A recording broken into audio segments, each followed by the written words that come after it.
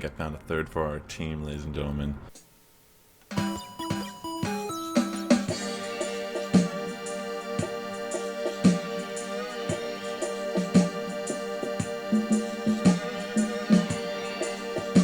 So today on my stream, I was running Poliwrath instead of Victory Bell, and we went 3-2, 3-2, 3-2, 4-1, 2-3.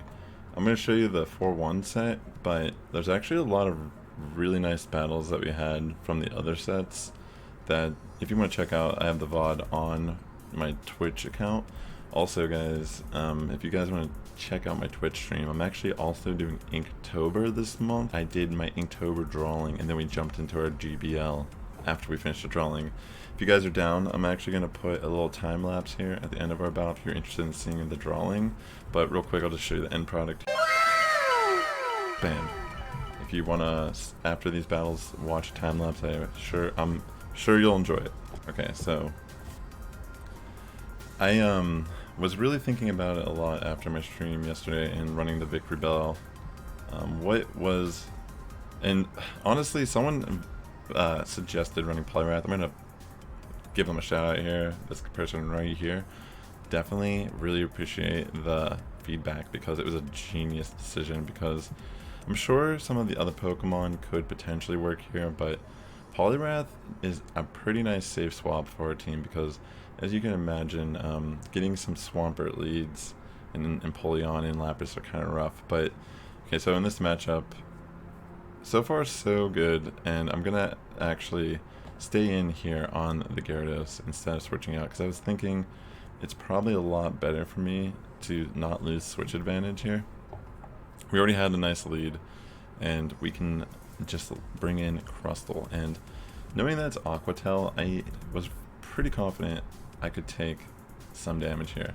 But then that was kind of the play. The fact that I did not shield the Aqua Tail, it ended up biting me in the butt there because I had nothing to deal with that Grand Bull. And if I kept my Crustle up, I could have actually played that out a lot better. And that was like my game to lose. A little rough, but good game. And in this match, we're going to see Cantonian Muck here against Glis-core. And I decided to save my energy and switch in Poliwrath in on their Shadow Snorlax. There was nothing I was going to be afraid of here. So I knew I didn't have to shield. I was going to I'm not going to bait. I'm going to just go straight dynamic punches here. Fortunately, that works out nicely for us because now we don't have to worry about landing a dynamic punch. We can just go for an ice punch. And our opponent's going to superpower, which honestly could have probably knocked us out there. And in comes the Cantonian Muck. I'm not going to shield this. I think our Poliwrath did its job. And I'm going to bring back in Gliscor. And I wasn't really sure if they were scared of the earthquake or not, so I decided to actually bait, and in a lot of ways it worked out really nice for us here because not only did we get the shield, we actually got an attack boost, which means I can just spam these Night Slashes. And even if that was, I didn't want to risk getting hit by the Dark Pulse, so I'm going to just launch another Night Slash here because we have that attack boost. And in comes Dragonite, and I decided I'm just going to hard switch here because I know that I can get a lot of damage off here, and Dragonite's definitely going to go for the Hurricane, but that's why I throw energy, because I knew that I had to get some damage off. I mean, I had to get that shield, excuse me, because upon coming back with Gliscor, I was clutch, able to go for that Night Slash, and bam, that was game. That was an insane match. Rewatching this, that was actually really insane. That attack boost was probably game-changing. Okay, so we get a Dragonite lead, and I guess I'm going to switch to Poliwrath as a safe swap this match. I was kind of experimenting today. There's a lot of matches that I even lost where I did have win conditions, and that's why even going positive, like I said earlier, I feel like there's potential here, because this is a difficult team to use, because especially we did get a couple Swampert leads. I think we got like 5 Swampert leads today on stream, and I think I won 2 of them, or maybe it was only 4. I know I won 2 of the Swampert leads, and we were like all in shock how like I pulled it off. But it also made me realize that it's not a hard loss. It's more about a coin flip. Like, you're going to be gambling a lot when you play that scenario. It's definitely more in the Swampert's favor, but there is definitely ways you can play it. Okay, anyways. Glis-core is such a great way to deal with the Shadow Machamp, and so instead of just switching directly out, I wanted to get off damage. I knew these Ice Shards are going to be hurting by Lapras, but I knew I could actually get to the EQ, and I mean, I don't think I even had the Switch Clock there, to be fair. So this is kind of scary, but at the same time, we have a pretty nice scenario still, because we're going to shield one of the Surfs. I think they're going to switch out back to the Dragonite, and I can actually farm it. I knew they were going to try to do something silly here. Not silly, but they were going to try to waste my Rock Slide, because my only win condition is landing that Rock Slide, and then there you go. It was insane. These battles are really, really fun. Realistically, definitely a little tough at times, but I do think Poliwrath kind of balances out the hard. I mean, you're still going to have a lot of trouble with the a water lead, but it's not the end necessarily.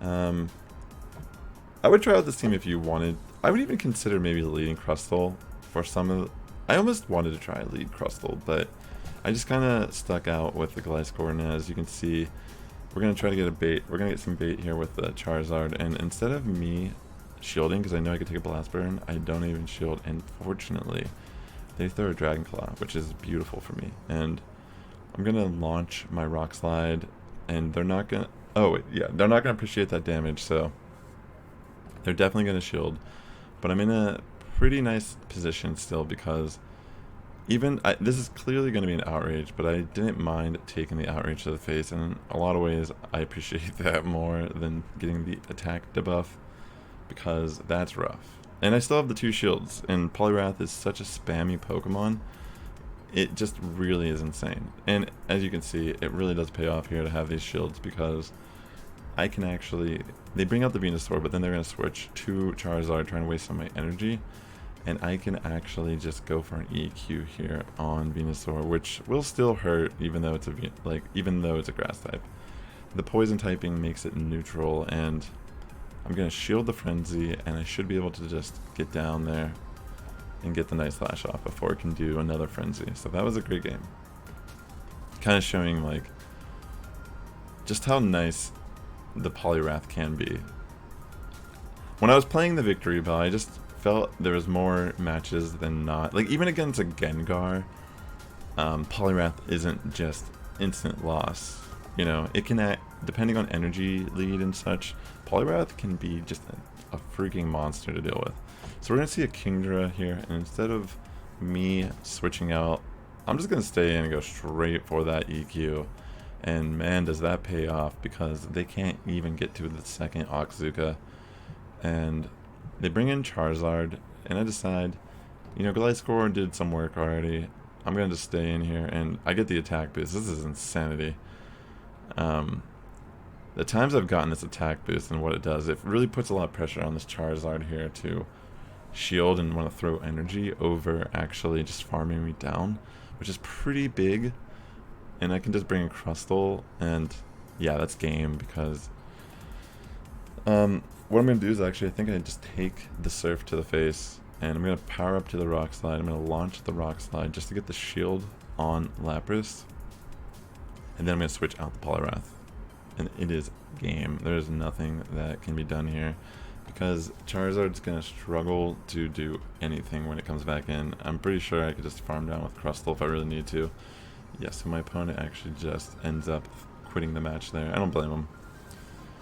Alright, so that was the 4-1 set, and as you can tell, there's a lot of potential between this team, and I know maybe some of these leads don't get to show the true test of how it can work, but I definitely recommend you guys checking out my Twitch stream. Maybe if you guys are more into it, I'm down to show you guys more of a 3-2 set, just for learning. And if you guys want to see that, let me know in the comments below. Also consider subscribing and liking or disliking, depending on how you feel about this video. And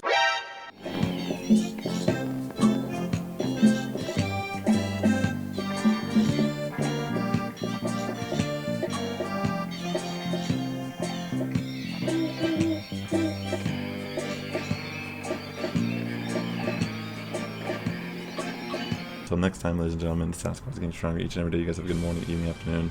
I'll catch you guys in the next video. Peace.